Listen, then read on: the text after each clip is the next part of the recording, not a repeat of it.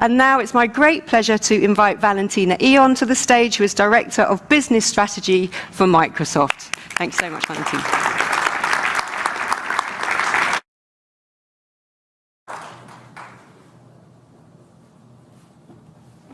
Thank you so much, Siobhan, and very nice being here in the lovely city of Tallinn, at the center of the digital government world, I would say, because there's so much that we all learn from Electronic Estonia for a long while, from the principles of the digital government that are becoming norms around the industry to digital cashless economy as we speak about fintech.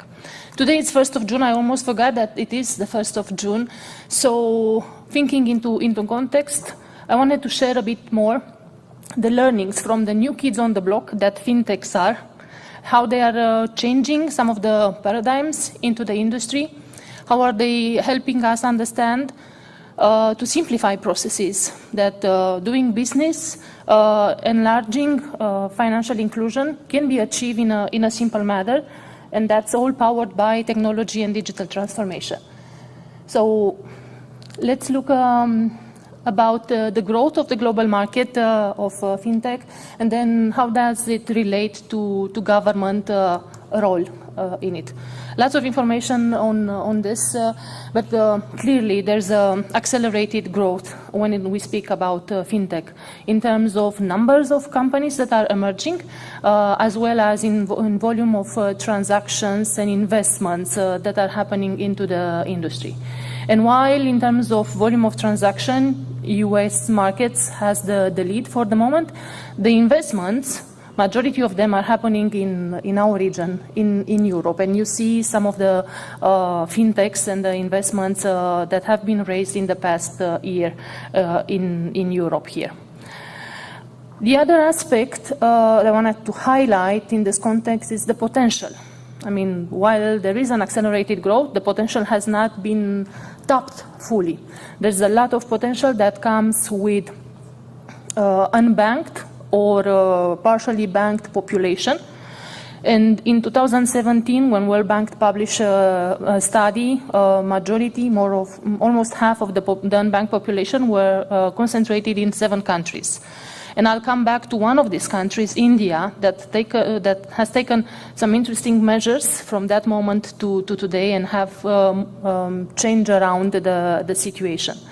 There's also a lot of potential with mobile payments, and that it's closely related to financial inclusion, giving access to people that were not able to leverage financial services before, but also allowing new players, fintech and others, to grow into this space. And then, as fintech are expanding, growing, becoming successful, we see the rise of super apps, where more and more services are being brought together and offered together. And that's a discussion of either a gateway application, connecting different gateway, or an ecosystem approach. Multiple providers coming together to offer services that have a global reach, because digital transformation and digital platform, that's what it means. The other facilitating aspect is, of course, open finance and open banking. And we've seen a major shift after the standards were agreed and published and adopted across the globe. And here it started in the banking sector. But what are governments, and especially ministries of finance and tax administration, if not banks as well? Because it is about collecting revenue, but it's also about financing the economy, supporting citizens, businesses, with a big focus on vulnerable population that otherwise might not be as well supported. And in this context, HMRC UK has been the first tax administration to implement and adopt open banking in order to make it easier to pay taxes and comply, because that has an important factor. The easier it is, there is a direct correlation with the level of compliance. And I was mentioning the role that government have in supporting vulnerable population. When you have the information coming from the ecosystem on the private side, on the government side, you can understand at the national level, having a data marketplace, a national data marketplace, you understand what are the industries that are thriving, what are the industries that are maybe challenged, what's the dependency on national capital versus international capital, and you can take decisions and make intervention in order to improve that situation, not only for today, but also looking forward to the future. And I made a point of financial inclusion. Open banking and open finance with the support of fintechs have allowed regions like countries in Africa to get access to credit and loans, and companies such as Movas have been able to increase the access to credit and loans 300 times in one single year, being able to process a request in 3 to 5 seconds and servicing more than 10,000 customers per day. And it all started with a small fintech that embraced the power of technology innovation to get there. Of course, this opens up the place to competition. And it's not only about financial services, fintechs, it's also about other players, because once digital payments are easily accessible and the cost associated with processing them decreases, players from technology, from retail, even mobility and taxi companies, like it's the case with Grab in Southeast Asia, they start off offering financial services, loans, credits, peer-to-peer payments, and so on. So, and you can see that, sorry, I moved a bit faster. It is. You can see that there are many services that are being offered on other parts of the commercial sector, and banks, financial sector, still needs to do the catch-up. And government has an important role. I mean, we've heard from Madam Minister about the importance of standards, of regulation in order to ensure compliance and certification validation of players within the ecosystems, but also the importance of transparency in order to build this trust and secure the industry protected against financial crime aspects. Government also can have a very important role in incentivizing good behavior. And we've heard about sustainability. Giving transparency into the carbon footprint of any player in the market will allow all of us individually to make better informed decisions. And we see this also adopted in the fintech area, where digital banks like Flow are including the carbon footprint indicator in any decision, financial decision taken, from getting access to loan to making investments in different companies. And once you have that transparency, the market begins to self-regulate in the good direction. Now, we also see a consolidation of the market. While fintechs might have started with digital payments, they expanded into loans, into investment advices, services. So they will be a good match for the traditional banking services.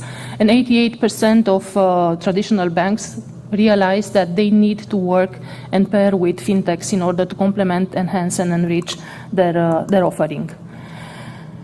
Now, we've discussed about the role of government in terms of standards, regulatory compliance, financial inclusion. What if governments become a fintech itself? And this is the example of India. Remember, in 2017, India was one of the countries with the highest rate of unbanked population. By this vision of cashless economy that the Prime Minister had, implementing the unified payment interface, this allowed India now to take the lead in digital payments and be in a leading position in terms of financial inclusion. With more than 300 banks being part of this super app, because it is a super application actually now, and running more than 60% of the volumes in terms of digital payments. So government itself can become a fintech and definitely a moderator, a facilitator of an ecosystem, because it cannot happen. Economic rebuild needs both partners, private sector and public sector, to work together. And when that happens, you're able to start exporting IP. You enlarge the market, as Estonia did it. The addressable market for Estonia, it's not the Estonian territory. It's the world. Exporting IP, government to government, but also private sector to private sector. And here in Estonia, there are already 3 unicorns, fintech unicorns, with ambition to get to 25 by 2025. And that's a very achievable ambition. And we'll hear about 2 of these candidates to unicorn position later today.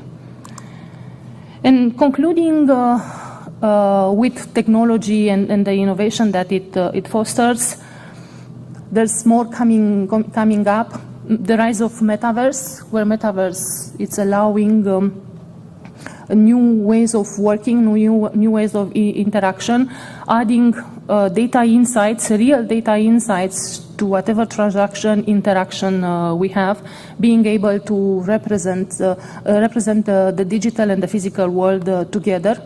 Early cases in the fintech arena started with focus on loyalty and employee well-being because of the pandemic and of the remote work. But now it goes into scenarios like machine-to-machine payments, for example, where you would have autonomy of systems and machine-readable data, as Madam Minister mentioned earlier, being ingested and visually represented at the tip of the fingertips. Artificial intelligence, and there's a big correlation between artificial intelligence and personalized services, of course, but also about security, connected to security and cybersecurity. And that will translate into confidential computing, into cryptography, which will remove the trade-off that in the past needed to happen between security and privacy. Today, we can achieve both goals, and that's enabled by artificial intelligence and confidential computing. And we've discussed about cryptocurrency, but there's also the CBDC side of things, the digital currencies that government are now exploring or even piloting and running in some countries. And those digital currencies, when they will be fully adopted at the country level, but also globally, because financial flow does not stop at the border, it will require massive compute power. That's enabled by quantum computing. So with this, I hope I've shared some interesting angles to look at it, and looking forward to the day. Thank you so much to you, and Siobhan, over to you.